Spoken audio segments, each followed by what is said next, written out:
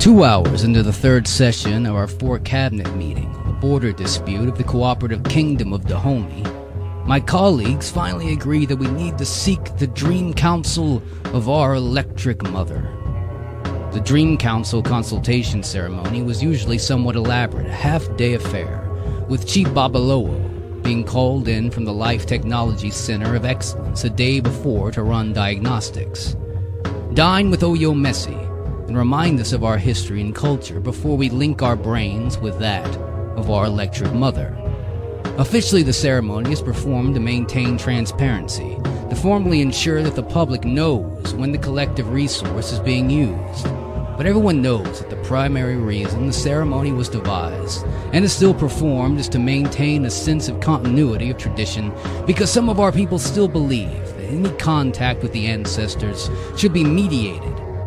And even though they know that the Electric Mother isn't really the essence of our ancestors, in the classical sense of the term, and that nothing more than an encrypted LifeDoc connection to the secure national memory data server and induced REM sleep are necessary to establish contact. Today, though, we vote to forego the ceremony and perform the consultation immediately due to the urgency of the situation. An efficient measure which I proposed, and which was thankfully agreed to by a majority vote without much objection. No need for all the bureaucratic jabba-jauntas that the government has developed a reputation for. We can make a full report after it's done. Besides, I have been waiting for over a decade for an opportunity like this, and I don't want to wait another day if I can help it. Are you okay? I asked my colleague, the Honorable Minister of Information, Culture, who's fiddling with the bronze-framed glasses. He was the only one, 2 dissenting votes in the cabinet, and the only cabinet member I've ever engaged with on a more than a professional politeness since I was appointed by the Alafin 3 months ago. This is the first consultation I will be part of, but the records show that he voted against the previous 4 as well. I have to come to him, but I find his apparent resistance to the consultation curious, especially since he is one that will be responsible for the report, an official broadcast once we are done. Agdebeti shakes his head, the sound of his shoes a metronome against the marble floor. No, I'm not, and I maintain my objection. I really don't think it's necessary at all, at least not yet. It's a border dispute, not some brand new crisis. We can figure this out ourselves. Besides, these consultations always leave me feeling strange somehow. Feeling how? Like it never really leaves my head, you know. Even after the voice or something, it's still there. And do you know what I mean? No, I say, but I lie. I have read classified reports of others who've made similar claims, who thought they heard the voice in their heads or relived experiences from the consultation long after they were disengaged from the server. I don't say anything to Jabola about the others because I know it's not possible, not really. Whatever they think they heard or perceived were probably just electric shoes in their brains, like visual afterimage that persists in our visions over overexposure to the original image, an adaptation of the brain to external neural overstimulation. At least that's what the military intelligence experts that reviewed the reports concluded. A conclusion which I must say I agree with. Jabola turns his head and looks at me like he's trying to scan my brain. Then he says, "Well, I just hope that doesn't happen to you." And before turning away, he walks a few steps ahead of me. He's short. He'd stand shorter than I do if he didn't have his Aso-Oke fabric cap on, and the large sensitive eyes, and incipient potbelly that is starting to swell below his tailored white agbada. In a way, he reminds me of my father, at least the version of him that existed before the lunar spacelift accident, not the broken, bloody version that spent his final 75 hours in, out of surgery as an army, tried to save his life while my mother and I watched and prayed, cried at the Osira to save his life. That's what broke her in the end, I think. Not just the unexpectedness of the accident, but the grief period, and how brief that grief was. In some ways, the accident killed both my parents. Jabola and I are the last ones to reach the elevator. Once we step in, a red light appears, and a door materializes from nothing as its constituent molecules are telecargoed into place. It almost makes me jump back with surprise, but I don't let it show. I don't think I will ever completely get used to being building in sections, being beamed into or out of place on demand. What I mean to say is, we can figure this out ourselves, and we should. We've been navigating issues along the border with Dahomey off and on for centuries. Maybe that's why we need help, so we don't have to keep negotiating. Funny. He snorts and waves his hand at me like he's swatting away invisible flies. I don't think you see the point that I'm making. We keep returning to the electric mother instead of fully considering and debating our points to consensus, whether there is a threat to the peace. He seems a bit more agitated than usual. Perhaps the stress of the issue with Dahomey is getting on him, even though I am the one who will be asked to send the troops into battle. I'm the young, newly appointed Minister of Defense. I may have to manage a war already. Besides, I've already done this before. If anyone should be stressed, it's me, and yet I'm not. I have other things on my mind. That may be true, but it doesn't really matter. We will get the best possible advice in the shortest amount of time this way, with the least amount of acrimony. Maybe you need a little bit of acrimony to be sure you're running a republic properly, especially when lives are at stake. That comment, uttered a bit too loudly, draws looks from the other ministers, the yo-yo messy. I cannot tell if he is serious or not, so I stay silent, straighten my back, and stare ahead at the plain white door while we continue to descend 2,000 meters below ground level, toward the subterranean cavern protecting the data server that has hosted the collective digital memory of the Oduo Republic since 9878, year of Kojata. We first began the mass archiving of moronic copies of our citizens during the reign of Obo Abdun II, where the great Uwawa Olusola Ajimobi first observed that if two digitized moronic copies of human minds were synchronized and uploaded to the same operating environment, they would temporarily merge to form a new entity with its own unique emergent identity. And this entity could easily be deconstructed back to the individual moronic using a memory pulse stimulation with no apparent loss of fidelity. She calls it a digital emulsion, free of the artificial borders of tissue and silicon between minds. Thought patterns of sentient individuals, where allowed to mix and interact, seem to seamlessly flow into and merge each other like rivers, completely missable, yet still separable with the right perturbation. And what she who first proposed the application of observation to the creation of the National Memory Data Server, a server that could be used to create a unique national computational consciousness based on the recorded thought patterns of every previous citizen of the Republic, whose neural scan to be obtained before they died. She referred to it as an artificial memronic super-citizen, an entity made up of the minds of citizens past that could process billions of input parameters, thoughts, opinions, experiences, feelings, all in an instant give advice on matters of national interest. An encoded and accessible electric voice of the ancestors. The Alafin could not resist, neither could the Oyo Messi. They approved her plans, gave her the funding she needed, and she became the first director of the NMDS. In school, when they first taught about me, the creation of our electric mother, I spent a lot of time wondering about her myself. I wondered if she intended for the new super-citizen to exclusively speak with what sounded like a chorus of female voices, to everyone who makes a connection to their thought space, or it is chosen. That voice on its own because of the magnitude of her influence on it. I never met her, yet her story has been an influence on me in my life, and I'd like to believe the latter. Perhaps our ancestral women are just more opinionated, liberated digital thought space, than their male counterparts. Perhaps she is still driving its identity from the inside. She is, after all, one of the ancestors now. But mostly I wondered why hardly anyone in my family ever spoke about her, considering the fact that she was my great-great-aunt, before she became a component of her own electric dream.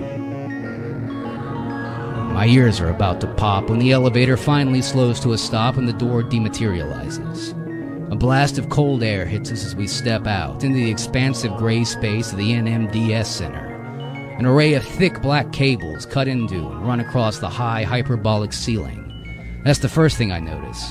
Almost everything in the center is geometrically precise. Circles, rectangles, ellipses, parabolas, hyperparabolas, triangles, and more. Shapes permute and combine in 3 dimensions all along the windowless red walls, which bear large abstract symbols drawn in harsh white like academic graffiti. And in the middle of this expansive space sits the home of our electric mother, a large transparent cube housing an array of solid black cylindrical quantum processing nodes. 6 programmable nanomaterial chairs sit on either side of it, facing away, with an assortment of cables and jacks, connection ports sticking into and out of them, some which are connected to the cube like an extended nervous system. The surfaces of the chairs ripple and pulse like lovely dark skin to a lover's touch, as the nanoparticles they are made of continuously adjust to microchanges in the environment. An array of holographic projections, which information about the state of the server is constantly streaming around the glass, is bright orange calligraphy. I recognize some of the projected readings from the technical description and reports: temperature, humidity, integration coefficients, airflow, and vector fields. But many of them I don't recognize, and I don't think I'm supposed to anyway. I may have studied engineering, but I'm not an engineer. Welcome, Minister! It's a man in a white shirt, embroidered with red collar and sleeves. Says he steps into place beside us. Seems to be the only on-duty person, but I hadn't even noticed him standing there until he spoke. His willowy body is 6 straight, crowned with a halo of perfectly combined salt and pepper hair. His eyes are bright, focused, set in a wrinkled face like jewels set in dark oak. By name is Yemi Fossabon. I believe all of you have participated in Dream Council consultation before. Is that correct? There's a chorus that says yes, but I have to step forward. Excuse me, this is my first time. Ah! Baba Yemi focuses on me. You have read the standard briefing notes? Yes. Very good. Then there is nothing to worry about. You already know everything you really need to know. He smiles, a kind of line creases on his face. Just relax. I will initiate the encrypted neural connection to your life-dock ports. Once the connection is made, a signal will be sent to your hypothalamus. You shouldn't feel anything unusual. It's just like falling asleep. And I will monitor your brainwaves. And once you're in REM sleep, I will connect your brain to the great super citizen, allowing the information exchange. Once this occurs via auditory stimulation, you might see things, tactile. He paused and he looked straight at me. I wonder if he has any suspicion about what I'm thinking of doing once I'm connected. But I've been thinking since the day I found out that my mother had starved herself. She retired from her teaching position a few weeks after my father's death. Sold the house that had bought together, the house I grew up in. She spent her final months desiccating in the family red brick villa, ignoring most of my calls and sending the occasional cryptic messages, apologies and encouragements, brief but false assurances that she was fine. I should have asked for compassion. I should have left the battalion, but I was on the fast track to a promotion. I felt I couldn't lose my momentum. Now, she had always told me I had to be tough, to push through adversity and show them I could get every bit of soldier and military strategist as the men that made up most of my cohort. and I thought the few messages and our quiet but constant love for each other would be enough to get us both through our grief. But in the end, it wasn't. The coroner told me she hadn't eaten in 53 days. And she didn't leave any final message. I had never ever got the chance to say goodbye. And I want that to change. And I need that to change. We are using the diminished external stimulation and increased brain activity of your minds in REM sleep to enable a direct connection to the complex digital system of the super citizen. This is useful, but also means that the connection can sometimes take on inconsistent and unstructured qualities like a dream. Some of you may have experienced illusions, but do not panic. No matter what happens, ask your questions, receive your answers, open your mind, and they will guide you. And that's it. I nod my understanding at him. I know all this. I just haven't experienced it yet. And how long will this session take? The energy minister asks. You will all enter REM sleep at different rates depending on your unique brain chemistry and respond to the direct neural sleep stimulation, but we hardly see any consultation taking longer than 5 minutes. And once you are in REM sleep, the consultation itself should take no more than a few seconds. However, I will use a neuromodulation protocol to try to synchronize your emergence as a group.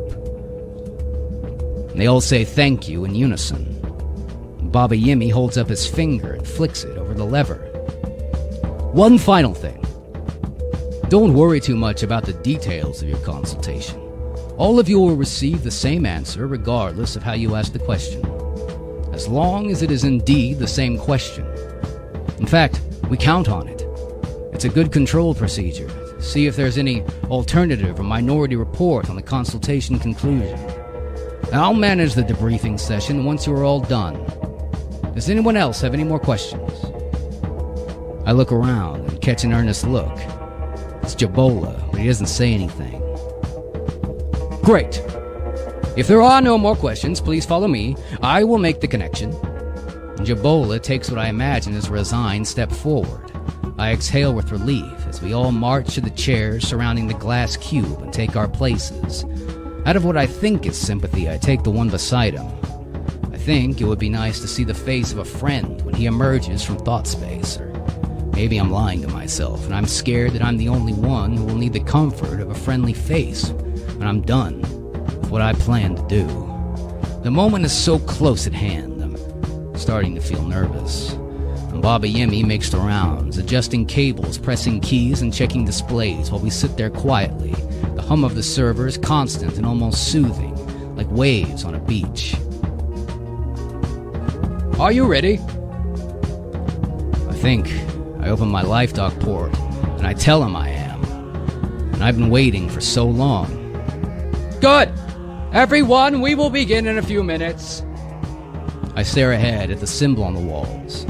I know that they represent something about the unclear nature of our connection to the ancestors, but I cannot place what it is exactly. I read about it when I was researching. I'm still trying to remember when something slides in the open LifeDoc.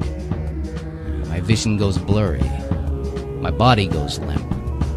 The prog mat chair adjusts to cradle me like a child falling asleep. The last signal I'm sure my brain receives from real space is Baba Yemi's voice. Relax. Open your minds. Relax. Open your minds. And there was darkness. But suddenly I'm somewhere. Thought space. Stark and white. There are no corners or seams or edges or signs or horizons or anything to help me orient myself. I bring my hands up to my face to see what form I have taken, but I see nothing. Am I just a mass of information? And do I have a body? Or am I a disembodied type of consciousness? Or maybe I'm just transparent. I feel strange.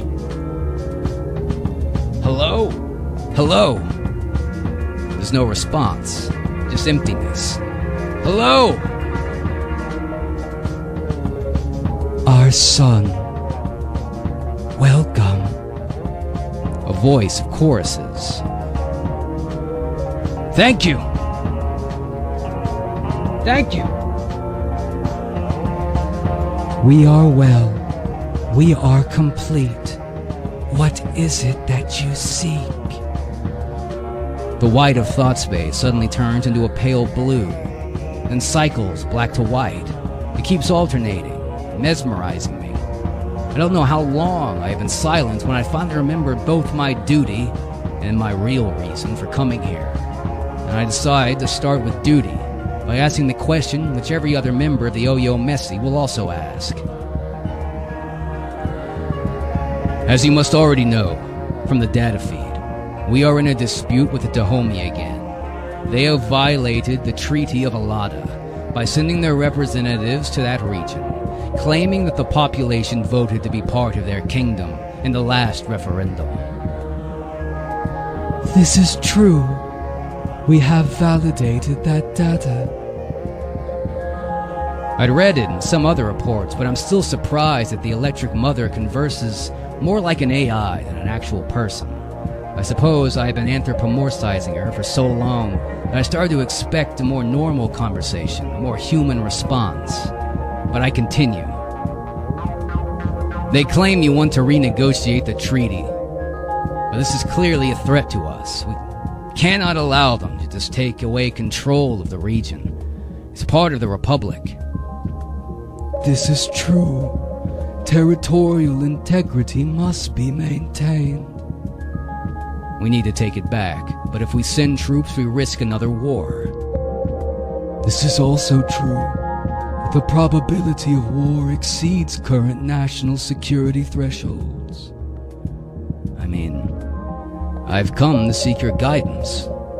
What should we do? Thaw space adds a new color to the cycle. A deep, dark green, like moss. And the cycle continues. White, blue, green, white, blue, green, white, blue, green.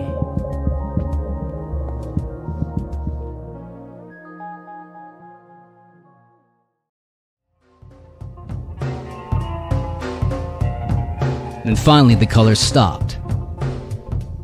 And the mother spoke again. Military confrontation with the Dahomey is inevitable. Projections indicate the probability of war increases with time. Projections also indicate that the probability of successful invasion will also decrease with time. The best course of action is to invade. No. I'm more shocked than I expected to be. The reports indicated that the Electric Mother typically highlights considerations that have been overlooked, points out trends in data that have not been cross-referenced as a result. It doesn't usually provide simplistic answers. This is basic analysis, a simple conclusion. It's not what I expected to hear. It's a straightforward push to war. I don't want to believe that this is the best advice that we can receive. And I wonder if the other ministers are hearing this and thinking the same thing that I am. But to initiate a war would go against the policy of continental integration and cooperation. Besides, it will violate the will of the people in the territory and cost many of the people their lives. This is true. Well, surely there must be better options. This is not true. All considerations have been included in the evaluation of this situation. An extended negotiation will only delay war. This feels wrong. I don't know why exactly. It just feels wrong. Like a badly constructed response based on fear, not logic, despite its scaffolding of data and numbers. I don't know what else to say. I've done my duty. So, I decided to finally attempt the thing that has been increasingly stepping out of the corners of my mind since my mother died, since I researched the archives, since I proposed this consultation. Ajimobi, are you in there? I've always wondered if she could distinguish herself from the super citizen, even briefly. If she could float to the surface of this churning ocean of data, memories and instincts and thoughts and feelings. And her research notes indicated that she thought it was possible. One or more memoronic records could sometimes, say, take over the digital super citizen for only a brief moment. I am all. Apparently not. I'm a bit disappointed. If any mind could do it, with any measure of control, surely it would be hers. Ajimobi, can I talk to you? Just you. I've never been the type to give up easily. I'm not about to start now. Not when I've been waiting for so long. Not when I'm so close. Not when this isn't even a sliver of hope. Ajimobi, please. If you can hear me, I need to talk to you. It's your great-grandnephew, General Delapo Balagun. Please, I need your help.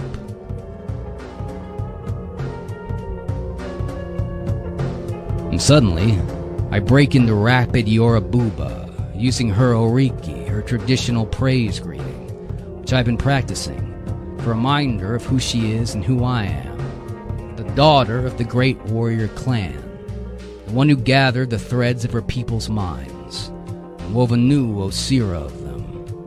Ajimobi, the daughter of the moon and sun, the one whose eyes deciphered the secrets of Ifa theory, and wrote the name of her family into the heavens. Please, answer me. I am. And there's a pause. And the cycle of color seems to speed up. White, blue, green, red, white, blue, green, red, white, blue, green, red, white, blue, green, red, and then red, red, red. I can sense an abstract pressure on my consciousness, like something is struggling to manifest itself in my mind, but I can't. The pressure grows and grows until it becomes something like pain. It's overwhelming, like I'm diving deep underwater without equalizing. I begin to see the symbols from the wall of the server room scroll past me, my visions like falling rain. But I still don't remember what they mean.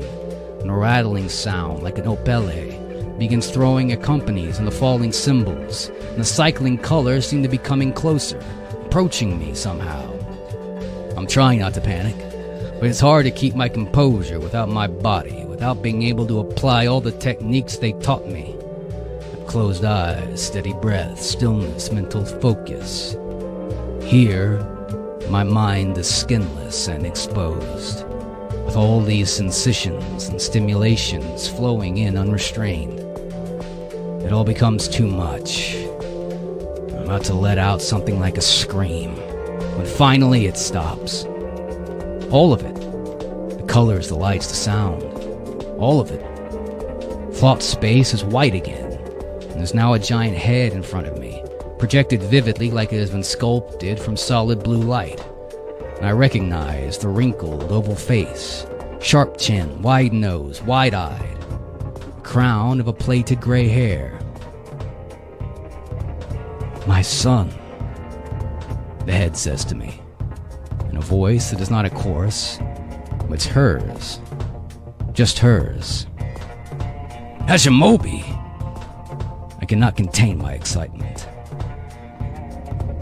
Delapo Abibola Balagoon. I've heard of you. You're one of my brother's great-grandchildren. I have tracked you in the data stream. Your Ori has guided you well. You have done the family proud. I feel myself fill up with emotions. I'm still struggling for words to use in response when she continues. Child, we must either be all or none. There is now a deep membronic gradient. I cannot maintain this unstable state in this digital emulsion for long. How can I help you? It's strange not being to exhale, relieve. So many questions I want to ask. My mother. I need to talk to her. I need to ask her why. Maybe say goodbye.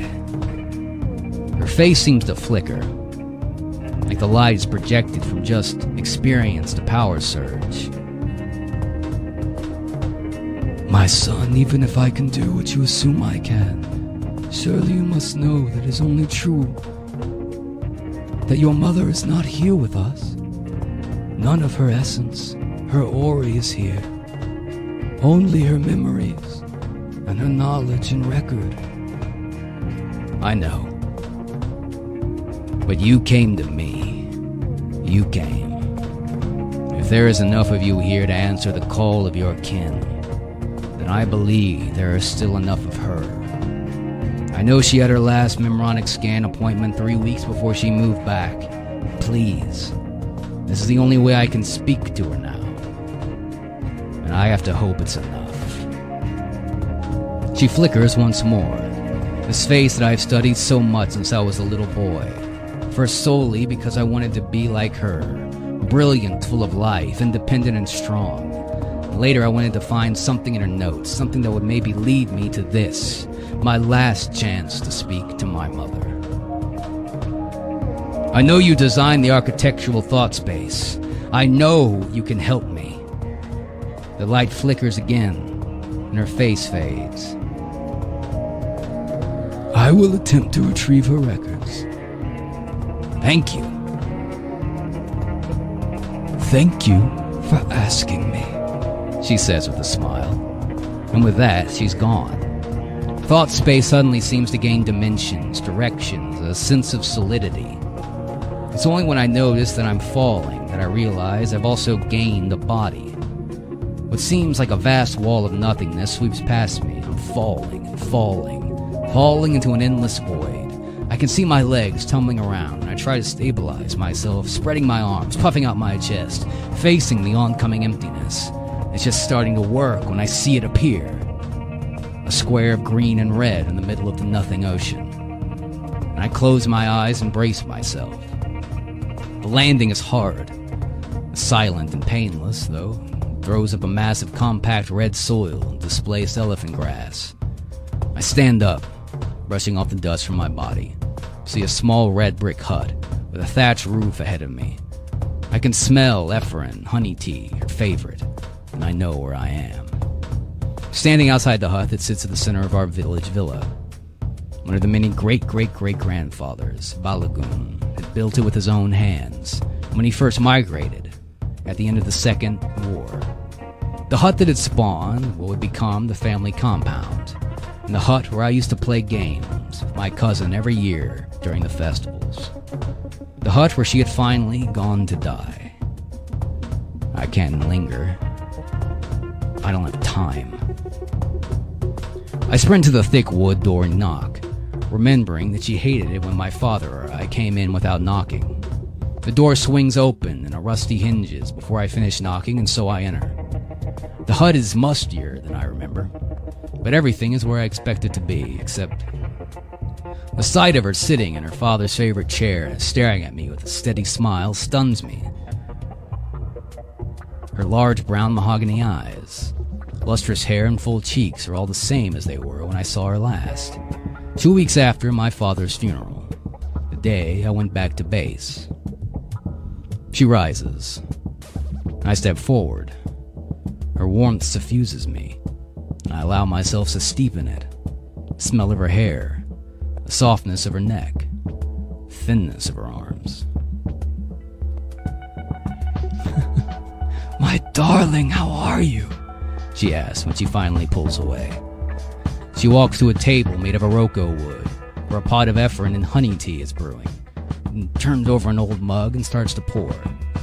It doesn't feel like this thought space or even a dream anymore. This feels real. I'm fine. Actually, I'm not fine. She hands me the mug with a querying look, and I take a sip. Sweet and bitter dance on my tongue. I realize that my sense of urgency is gone. I almost forgotten this place is unstable, that Ajimobi is giving me every precious second with my mother, and I can't waste any of it. I need to know why. I need to know why you left. I feel the tears that have escaped my eyes roll down my cheeks as the emotions start to overwhelm me. It feels good to be able to feel things in this place. I know you were heartbroken, but why didn't you stay for me? Leave you? It's hard. I didn't. It's hard to explain, Dolly. Your father and I, we'd known each other since we were children. We went to the same school, the same university. We planned our lives together. We planned for you together. And when we lost him like that, I knew what the right thing to do was. I knew that I should have focused on you, but I couldn't. I couldn't imagine a world without him, because I never had. I was overwhelmed with grief, and it filled me with fear, and it clouded everything. I never stopped loving you, but I knew you were okay. We'd raised you to be self-sufficient, to be able to take on the world all by yourself. You were our strong Dolly. I knew you were strong enough, even if I wasn't. I was strong enough. Without you, I've been... My voice catches a memory and it rushes to my mind. My father walking above me and the neighbor's dog, a fearsome-looking rover. I had no older than 6. My mother stood back, framed in the doorway of our Ibadan house. She kept calling out words of encouragement.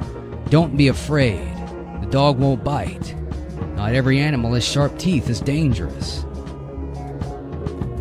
I wanted to be there for you. I couldn't sleep, I couldn't eat. I didn't want to burden you. I know you would have thrown away your entire career just to come and try to care for me. And if that happened, I would have only hated myself. I remember wondering why she wasn't coming with us to play with the neighbor's dog. Why she was trembling, shaking visibly. And I put my hand on the dog's neck and he barked. My father held my hand in place, telling me the gentle but firm, don't act out of fear.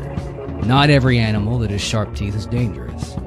So, I held, and Rover eventually warmed to me. And when I turned around to show my mother my new animal friend, she'd shut the door and continued to watch from the kitchen window. My entire life, I never saw my mother around dogs or animals. Definitely none that had teeth. I just couldn't go on. I think I'm starting to understand. She'd raised me to be the man she'd always wished she was.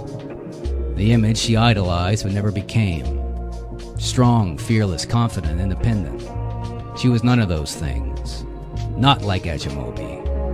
On some level, I think I understand now the depth and complexity of the emotions that drove her to do what she did. And in the end, she couldn't fight her own emotions. I let the tears fall as we fall into each other again. Hold on tightly. I don't care about the border with the Dahomey. I don't care about the cabinet meetings. I don't care if this is thought space or a dream or an illusion. This is all I have left, even if it's imperfect. My head still nestled in her shoulder, I open my eyes. Notice the chair, the mug, and the assortment of items of furniture around us. Starting to elevate off the ground, floating like we're entering a low-gravity environment. The warmth suddenly turns cold. I disengage and look into her eyes. She's perfectly still. There's an emotion frozen in place, like sadness set in amber. And her lips start to move, but Ajimobi's voice that comes to me now. It's straining, stretching like it's being pulled. This is as much as I'm going to get for it, and I'm grateful. Thank you. Thank you for everything. Thank you for thanking me. And my mother's lips move with the voice of Ajamobi, and somehow it seems right, but wrong. You know that dog, Rover? It bit your mother when it was still a puppy. But then why did she lie? She didn't want you to be afraid just because she was. I think I understand. Good. Don't hide from your fears or doubts. Embrace them.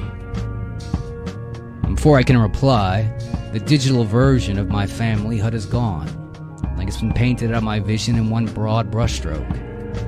I'm plunged back into the absolute directionless whiteness of empty thought space, disembodied and alone. A rattling sound like an Opel returns and gets louder and louder until I feel something yank on my consciousness violently. The last thing I hear in thought space is her voice, once again accompanied by the chorus of Memronics, exploding into my consciousness like a bomb. I shoot out through thought space like a mind missile. My eyes fly open in real space. I immediately collapse on the floor, vomiting all the motions I ate for breakfast, retching violently, till I'm so weak and empty that I feel separate from my body. I'm not sure if the feeling is real, an illusion carried over from memory, or just an electric echo. I can feel Baba Yemi's hands on my neck, trying to close my head, get some air, close my life dock. I cannot see his face, and I remember the nausea and dizziness and common side effects. The edges of my vision are dark and woolly. I know I'm probably going to pass out. When I came to, I was sitting, staring up at the white ceiling of a conference room. I almost panic, thinking I've somehow been reconnected to thought space. But then I see the corners, the edges. I look to see my fellow ministers seated around a long table. Light screen, voting panels in front of us. Baba Yemi at the head. They're all staring at me. A few of them furrowing their brows, chattering to each other, shaking their heads. Welcome back, Jabola says. I smile. It is good to see a friendly face after all that. It seems Minister Balagoon has recovered and is with us again. How are you feeling? Not bad. Good. You worried us for a bit, but all your neutral scan readiness are normal. Let's call it first time thought space sickness, shall we? We can begin the debrief session now. It shouldn't take long, gentlemen. He rises and speaks to the group. He looks like a hologram of yellow light. The total concentration time was 6 minutes and 30 seconds. Stability of the digital emulsion was maintained throughout the session. I start to raise my finger, but hold it up to the light instead. I hesitate. Surely there must have been some kind of record. No local discontinuities or neural interference breakdowns were observed. Balagoon, you may have had a rough exit, but everything seems tip-top. I believe you should all receive the same answer from your queries, and accordingly, I open the floor for a motion, after which you may vote. And I look around. That's when I notice it. They're all hesitating too. They must have all gotten the same advice. Go to war. No one wants to disbelieve the advice of our electric mother. But given the consequences of such a dire action, the resistance that will be sure to follow, no one wants to admit what they must know, what we all know. And silence grows sharp and piercing. Think of my mother, sitting in that family hut, unchanged after hundreds of years, contemplating a life without my father, a life she couldn't even imagine. Can I imagine a world where we don't honor the dream counsel of our electric mother? A voice in my head. It's clear as a talking drum. Some kind of echo. Perhaps Jabolo was right all along. I look to him and he meets my gaze. And as a flood of emotions begin to blanket my mind, I think of my mother, standing in the doorway of that house. She told me Rover wouldn't bite, even though he'd bit her in the past. I started to wonder what it means to help someone, to give them good advice, to help them become the best version of themselves that they could be, perhaps even better than you. Perhaps sometimes a useful lie is the best way to point someone in the direction they need to go. And my finger goes up, confidently this time. I propose that we put this consultation on hold and reconvene our original cabinet session. We can continue our deliberation until we reach a conclusion. I can almost feel the eyes of the minister on me, focused like lasers. I keep my focus on Jabolo, whose face breaks out into a broad smile now. I think he understands, just as I did, why the Electric Mother told us to go to war. I expect an uproar, objections, voices raised in protest. The silence reestablishes itself. I scan the room quickly, taking an assortment of expressions. The only one I cannot read is Baba Yemi's. The only thing I'm sure of is he does not seem surprised at all. I don't remember reading any other consultation reports. And when he finally speaks and breaks the silence again, his words are clear and deliberate. The motion is moved. I put it to you now, ministers of the Oyo Messi. Do you wish to put this consultation on hold? Your voting panels are before you. Yes or no? I watch the votes as are entered. A light stream of encrypted data beamed in the central hologram as I do. And I start to wonder if I ever actually reached Ajimobi, my mother at all.